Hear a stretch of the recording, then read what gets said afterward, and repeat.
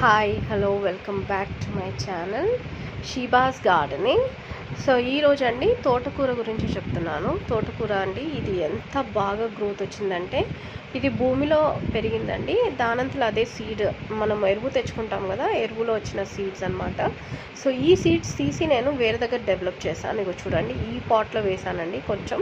కొన్ని సీడ్స్ ఈ పాట్లో వేసాను. అది ఎంత బాగా వచ్చింది చూడండి.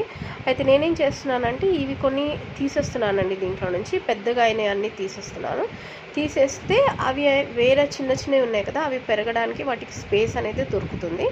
సో అదేవిధంగా వేరే పాట్లో కూడా వేసానండి. చూడండి, ఈ పాట్లో కూడా ఇది చూడండి ఎంత బాగా వచ్చిందో. అసలు ఫుల్ బుషీగా ఎంత బాగుందంటే అంత బాగుంది. సో అండి, మరి ఎంతమందికి తోటకూర అంటే ఇష్టమో చెప్పండి. తోటకూరలో రకరకాలుగా మనం ఉట్టి వెల్లిపాయ వేసుకొని వండుకోవచ్చు, పెసరపప్పు వేసుకొని వండుకోవచ్చు. సో అలాగా ఎంతమంది వండుకుంటారో కామెంట్ చేయండి. ఎంత వచ్చిందో నేను మీకు చూపిస్తానండి. మొత్తం హార్వెస్ట్ చేసిన తర్వాత చూడండి, ఇంత హార్వెస్ట్ చేసిన తర్వాత ఇంత వచ్చిందండి. ఒక ఫ్యామిలీ అంటే ఇద్దరికి సరిపోతుంది. సో ఇంత హార్వెస్ట్ చేశాను చూడండి. కొంచెమేమో ఆ చెట్టు నుంచి మొత్తం తోటకూర మొత్తం కట్ చేసేసాను ఆ చెట్టు దగ్గర నుంచి.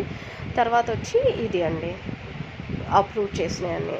సో కొత్త వాళ్ళైతే ప్లీజ్ అండి నా ఛానల్ లైక్ చేయండి, షేర్ చేయండి, సబ్స్క్రైబ్ చేయండి, సపోర్ట్ చేయండి. Thank you so much.